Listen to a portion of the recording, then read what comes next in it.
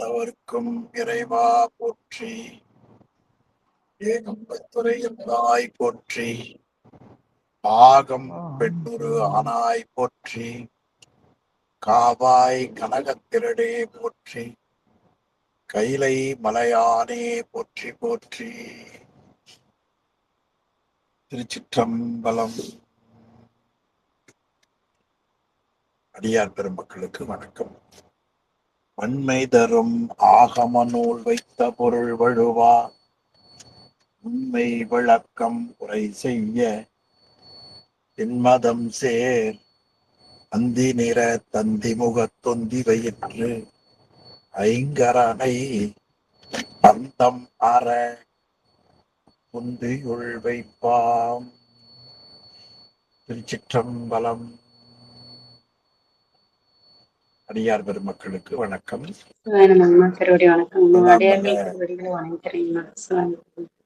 எல்லாம் வல்ல சிவகாமி அம்மை உடனாகிய அம்பலவான பெருமானது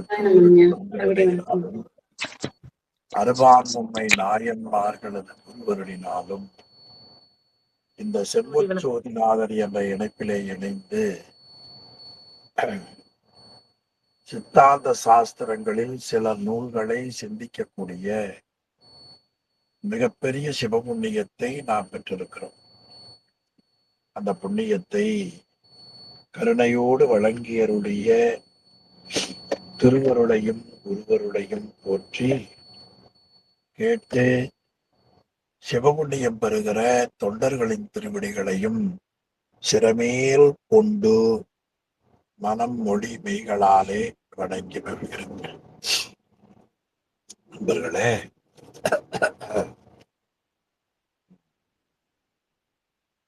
நாம் உமாபதி சிவம் அருளி செய்த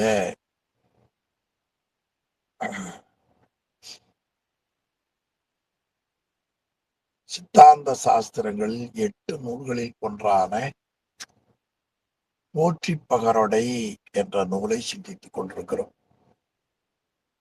அந்த போற்றி பகரொடை மொத்தம் 14 போற்றிகளை உடையது. அதுல முதல் போற்றி நின்ற நிறுத்த நிலை போற்றி என்று அருளியிருப்பது. 2வது போற்றி வந்த பெரிய வழி போற்றி என்று காட்டுவது. 3வது போற்றிதான் நாம் படித்துக் கொண்டிருக்கிறோம். 3வது போற்றி 3வது போற்றி ஆன்மாக்கள் மீண்டும் பிறப்புக்கு வருவதற்கு காரணம் என்ன என்று சொன்னால் அறியாமையாகிய ஆணவமலம். அப்படி அந்த அறியாமையாக ஆணவமலம் உயிருக்கு எப்பொழுது மலம் உயிர்களை பற்றியது எப்பொழுது? அதற்கு உமாபதி சிவம் கூறினார், முந்துற்ற நெல்லுக்கு உமி தவிடு போல. ஆக இந்த உயிர்கள் அனாதி காலம் தொட்டு மலத்தால் பந்திக்கப்பட்டிருக்கின்றன. அப்பொழுது மலத்தை நீக்கிக் கொள்ள இறைவன் செய்யும் கருணைதான் படைத்தல் என்றால் மலம் உயிர்களை எவ்வாறு பற்றியது? அதற்குதான் பதில் முந்துற்ற நெல்லுக்கு உமி தவிடு. ஆக முதல்ல தோன்றிய நெல், அந்த நெற்பயிர்ல உமி தவிடு அனாதியில் உடன் தோன்றியதை போல. இனி ஆணவ மலம் உயிரினுடைய அறிவை எப்படி மடைத்ததுன்னார். அது எப்படி மடைத்தது என்று சொன்னால்,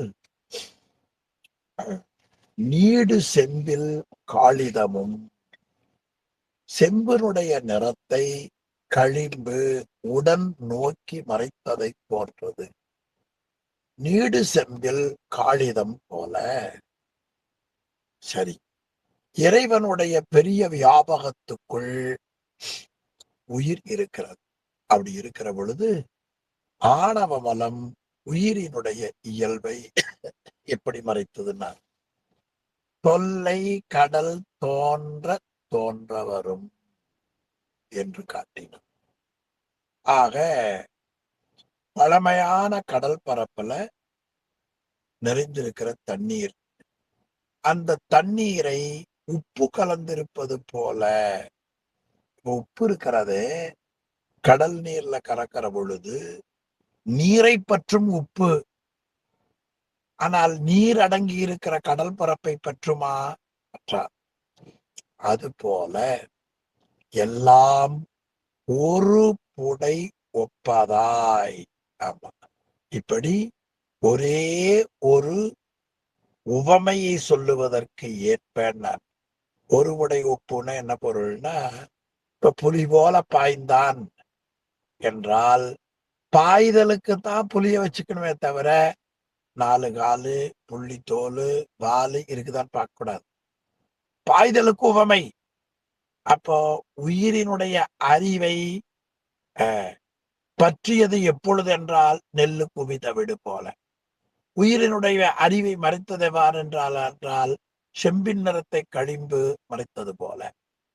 உயிரி இறைவனுடைய பெருவியாகத்துக்குள் இருக்கிற பொழுது உயிரின் நிலவை எவ்வளவு மறைத்தது என்று சொன்னால் தொல்லை கடல் தோன்ற வரும். எல்லாம் ஒருபுடை ஒப்பாய், இப்படி ஒருபுடை ஒப்புடையதாய் தான் உள்ளவாறு உண்டாய். தான் என்பது இறைவன். இறைவன் என்று உண்டோ அன்றே மலமும் உள்ள பொருளாக இருக்கிறது. தான் உள்ளவாறு உண்டாய். இறைவன் உள்ள போதே மலமும் உள்பொருளாக இருக்கிறது. அப்படி இருக்கிற அந்த மலம் அருவமாய். ஆமா, அந்த உயிர் அருவமாக இருக்கும். உருவம்னா கண்ணுக்கு தெரியும், அருவம் கண்ணுக்கு தெரியாது. இறைவன் என்று உண்டோ தான் உள்ளவாறு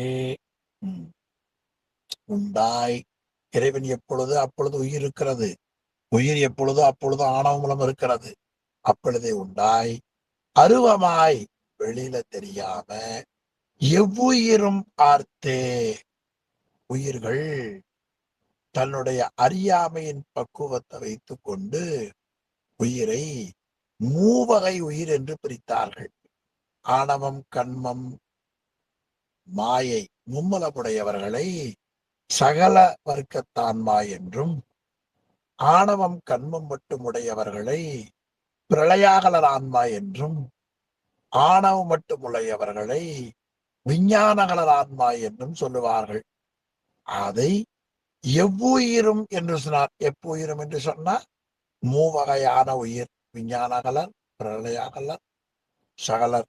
அந்த மூவுயிர்களாக இருக்கக்கூடிய எவ்வுயிரும் ஆர்த்தே எல்லா உயிர்களையும் தன்னுடைய கட்டுப்பாட்டுக்குள் கொண்டு வந்துவிடும். ஆர்த்தே.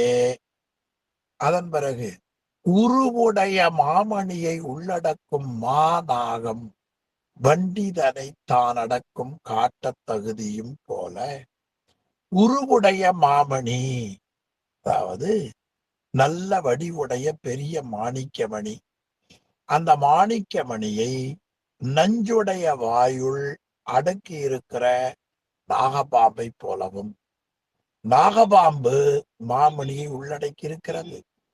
நாகபாம்பை போல இருப்பது ஆணவம், மணியை போல இருப்பது உயிர். நாகபாம்பு மணியை அடக்கி வைத்திருப்பதை போல ஆணவ மலம் உயிரை தனக்குள் மறைத்து வைத்திருக்கிறது. ஆக உருவுடைய மாமணியை உள்ளடக்கும் மானாகம் போலவும் வன்னிதனை தானடக்கும் காட்டத் தகுதியும் போல. காட்டம்னா நெருப்பு, விறகு கட்டைன்னு அர்த்தம். ஆமா, வன்னி என்பது நெருப்பு. நெருப்பை தனக்குள் அடக்கி வைத்திருப்பது அந்த விறகு. அந்த விறகு போலவும், அப்ப விரவாகிற வரை நெருப்பை தெரியாமல் மறைத்து வைத்திருப்பது விறகு. ஆணவமலம் உயிரை தனக்குள் மறைத்து வைத்திருக்கிறது. எது போல? 2 உவமை காட்டினார். மாமணியை தனக்குள் வைத்திருக்கிற மானாகம் போலவும், நெருப்பை தனக்குள் வைத்திருக்கிற விறகு கட்டையை போலவும் ஞானத்தின் கண்ணை மறைத்த கடிய தொழில் ஆணவத்தால். ஆக உயிரினுடைய ஞான கண்ணை, நல்ல அருமையான சொல்லு பாருங்க, ஞான கண்ணை மறைத்த கடிய தொழில் ஆணவத்தால்.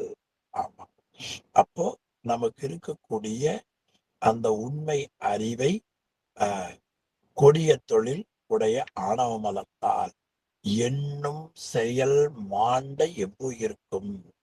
ஆமா, எண்ணும் செயல், எண்ணுதல்னா நினைக்கக்கூடிய அறிவையும் பிறகு செயலையும் மாண்ட, மாண்ட என்பது இழந்த என்று பொருள், இழந்த எல்லா உயிர்களையும் எவ்வுயிரும், மேலையும் காட்டினார், எவ்வுயிரும் ஆர்த்தே என்று காட்டினார்.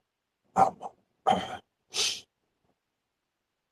அப்படி எவ்வுயிரும் ஆர்த்தே, அதே எவ்வுயிரையும் ஆர்த்தே என்று காட்டினார் இல்ல, 1 2 3 4வது வரியில எவ்வுயிரும் ஆர்த்தேனார்.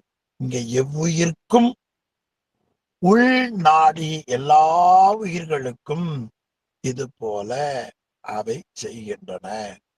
ஆக எல்லா உயிர்களுக்கும் உள் நாடி கற்புலனால் காணார்தம் கை கொடுத்த கோலே போல். உள்நாடி இறைவனுடைய கருணையினால் அந்த உயிர்களினுடைய விருப்பத்தை ஆராய்ந்து பார்த்து இறைவன் தன்னுடைய கருணையினாலே பார்க்க முடியாத பிறவி குருடர்களுக்கு அவர்கள் மேல் இரக்கம் கொண்டு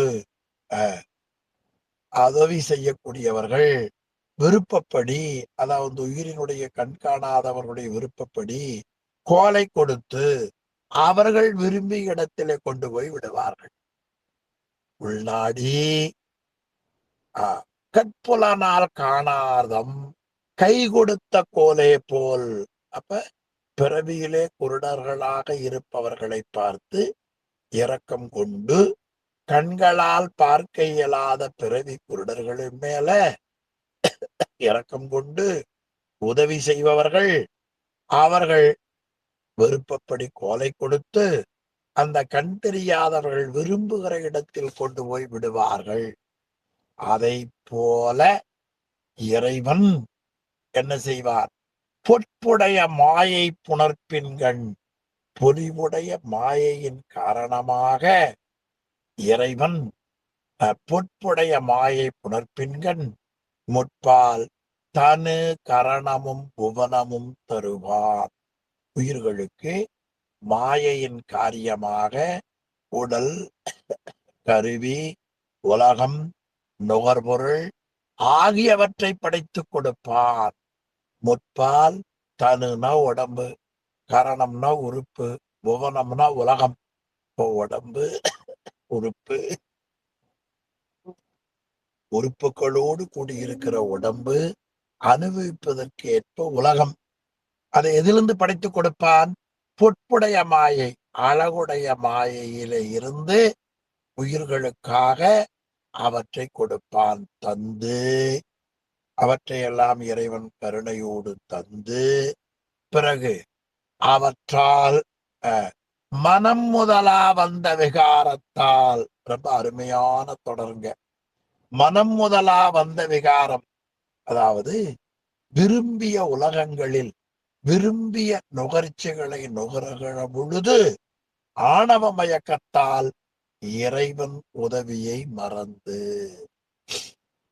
எனவே மனம் முதலா வந்த விகாரத்தால் இறைவனை மறந்து, இப்ப மனம் காரணமாக வந்த வெறுப்பு, நாம விருப்பு கொள்ள வேண்டாம். ஏனென்றால் இறைவன் தான் கேவலத்திலே அறியாமையிலே கிடக்கூடிய உயிர்களுக்கு வினையை அனுபவித்து கழிக்க கொடுக்கிறான் என்றில்லாம மனதுல விருப்பு வரும். விகாரம்னா ஒரு செயல் மேல விருப்பமோ ஒரு செயல் மேல வெறுப்போ வரும். அப்படி வந்த வெறுப்பு காரணத்தால், விகாரத்தால் அப்பொழுது இறைவன் இது போல தனுகரண போகனங்களை கொடுத்து நம்முடைய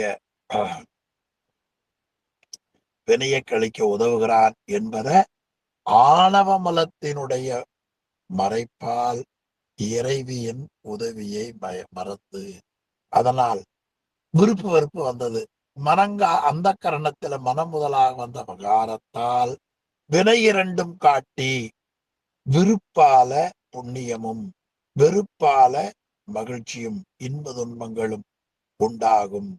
அதிலே வரக்கூடிய பாவ புண்ணியங்கள் உண்டாகக்கூடிய முறையை காட்டினார்.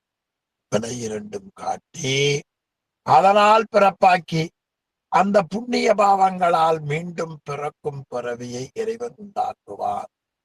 அப்படி உண்டாக்கி கை கொண்டு மீட்டறிவு காட்டும் வினை போற்றி அந்த இருவினைகளையும் ஏற்றுக்கொண்டு மீண்டும் அந்த வினை நுகர்ச்சிகளை நுகர்வதற்கு கலை முதலியவற்றை கூட்டி கருணை செய்யக்கூடிய இறைவனுடைய தொழில் எம்மை காக்க என்று இந்த பகுதி ரொம்ப நல்ல பகுதிங்க. ஆக இறைவன் உயிர்களுக்கு அனாதியே பந்தித்திருக்கக்கூடிய ஆணவமலம் அது நெல்லு குமிதவிடு போல செம்பில் காளிதம் மறைப்பதைப் போல உயிரறிவை மறைத்து தொல்லை கடல் தோன்ற வரும். ஆக கடல் பரப்புல நீருக்குள்ள உப்பு கலந்திருப்பதைப் போல இந்த உயிர் இறைவனுடைய வியாபகத்துக்குள் இருக்கிற பொழுதே அந்த உயிரினுடைய இயல்பை மறைத்து இவையெல்லாம் ஒருகுடை ஒப்பாதாய் இறைவன் உள்ள பொழுதே மலமும் உள்ள பொருளாய் அருவமாக இருந்தே ஆணவமலம் மூவகை உயிர்களையும் பிடித்து வடிவுடைய பெரிய மாணிக்க மலையை நெஞ்சுடைய வாயுக்குள் அடக்கிய நாகபாம்பை போலவும் பிறவாகும் வரை நெருப்பை தெரியாமல் மறைத்திருக்கிற பிறகு போலவும் உயிரினுடைய ஞான கண்ணை மறைத்த கொடிய தொழில் ஆணவ மலத்தால் உண்டாயிற்று. இந்த ஆணவ மலம் என்ன செய்யும்? அறிவையும் செயலையும் இழக்கும்படியாக செய்தலும். அப்படி இழந்த எல்லா உயிர்களுக்கும் இறைவன் கருணையினாலே அந்த உயிர்களின் விருப்பத்தை ஆராய்ந்து பார்த்து கண்களால் பார்க்க இயலாத குருடர்களுக்கு இரக்கம் கொண்டு உதவி செய்பவர்கள் அவர்கள் விருப்பப்படி கோலை கொடுத்து விரும்பிய இடத்தில் கொண்டு போய் விடுவதைப் போல பொற்புடைய மாயை புணர்ப்பின்கள் உயிர்களுக்கு தனுகரண புவன போகம் மாயின் காரியமான உடல் கருவி உலகம் நுகர்பொருள் ஆகியவற்றை உயிர்களுக்காக இறைவன் படைத்து கொடுத்து அப்படி அந்த உயிர்கள் மனமுதலாக இந்த விகாரத்தால் விரும்பிய உலகங்களில் விருப்பமான நுகர்ச்சிகளை நுகருகிற பொழுது ஆணவ மயக்கத்தால் இறைவன் உதவியை இந்த ஆன்மா மறந்து பிறகு மனங்காரணமாக வந்த விருப்பு வெறுப்புகளால் வினை இரண்டும் காட்டி இன்பதுன்பங்கள் உண்டாகும். அவற்றால் வரும் புண்ணிய பாவங்கள் உண்டாகக்கூடிய முறையை காட்டி அதனால் பிறப்பாக்கி அந்த புண்ணிய பாவங்கள் மீண்டும் பிறக்கும் பிறவியை உண்டாக்க இருவினைகளை ஏற்றுக்கொண்டு மீண்டும் அந்த வினை நுகர்ச்சிகளை நுகர்வதற்கு கலை முதலியவற்றை கூட்டி கருணை செய்யும் இறைவனுடைய செயல் எம்மை காக்க. வினை என்பது தொழில் செயல். அந்த செயல் எம்மை காக்க ரொம்ப சிறந்த பருதிங்க. சிவஞானபாத நூற்பாவில முதல் நூற்பா சங்காரகாரணனாகிய முதலையே முதலாக உடையது என்பதை இந்நூற்பா முதலிற்று என்று சொன்னார். இரண்டாவது நூற்பா மீளத் தோற்றம் என்பதை காட்டினார். அப்பொழுது முனிவர் ஒரு வினாவெடுத்து கொண்டு மீளத் தோன்றுதலை பற்றி கூறுகிறாரே ஆசிரியர், முதல் தோற்றத்தை ஏன் நமக்கு சொல்லவில்லை? எனவே புனர் உட்பவம் வருமாறு முதலிற்று என்பது இரண்டாம் நூற்பா. இப்ப முதல் உட்பவம் வருமாறு ஏன் கூறவில்லை என்றால் அது அந்த முதல் கோடி அனாதி. எனவே அது நம்மனோரால் அறிய வராமையாலும் ஒடுங்கிய பின் மீள உளதாமாறு ஈண்ட அவாய் நிலையான் உணர்த்த நின்றதாகலாலும் அதுபோல கூறினார் என்று முனிவர் ரொம்ப விளக்கமா சொல்லுவார். அப்போ மனம் முதலா என்று வையக்கூடிய பகுதியில மனம் முதலா, மனம் அந்த கரணங்கள் ஒன்று மனம். அப்ப மனம் முதலா என்று சொன்னா அந்த கரணங்கள் மனம், புச்சி, சித்தம், அகங்காரம் என்று கொள்ளாமல் மனம் முதலா என்பதற்கு மனத்தின் காரணமாக என்று உரை எழுதினார் சிவஞான முனிவர். எனவே மனத்தின் காரணமாக உயிருக்கு என்னாயிற்று? வினை இரண்டும் காட்டி பிறகு அதனால் பிறப்பாக்கி கை கொண்டு மீட்டறிவு காட்டும் வினை போற்றி அந்த செயலை செய்யக்கூடிய அந்த இறைவனுடைய வினையின செயல். ஆமா, அந்த செயல் தொழில் எம்மை காப்பாற்றும் என்று 3வது போற்றியில அழகுபட காட்டியிருப்பதை பார்க்கிறோம். அடுத்து 4வது போற்றி, மிகச்சிறந்த பகுதி. முதல் பகுதியில இறைவனுடைய பதித்தன்மையை கூறினார். 2வது போற்றியில பசுத்தன்மையை கூறினார். 3வது போற்றியில ஆணவ மலத்தை பற்றி அருமையா காட்டினார். இனி இந்த ஆணவ மலத்தின் காரணமா உயிருக்கு பிறப்பு வருகிறது என்று பார்த்தோம். அந்த பிறப்பு எப்படி வருகிறது? ஆன்மாக்கள் செய்த நல்வினை தீவினைக்கு ஏற்ப. ஆன்மாக்கள் செய்த நல்வினை தீவினைக்கு ஏற்ப அந்த ஆன்மாக்களுக்கு பிறப்பு வருகிறது. அந்த பிறப்பு எத்தனை பிறப்பு என்பதை முதல்லயே பார்த்தோம் இல்லையா? 2ஆம் நூற்பாவுல 2வது போற்றியில காட்டினார். பல்லுயிருக்கும் வெவ்வேறு படைத்து கவை காத்து. அப்ப 4 வகை தோற்றம், 7 வகை பிறப்பு, 84 100,000 யோனி வேதங்கள்ல பல வகையா அவர் என்ன செய்கிறார்? பிற வைக்கிறார். அப்படி பிறக்க வைத்த நிலையில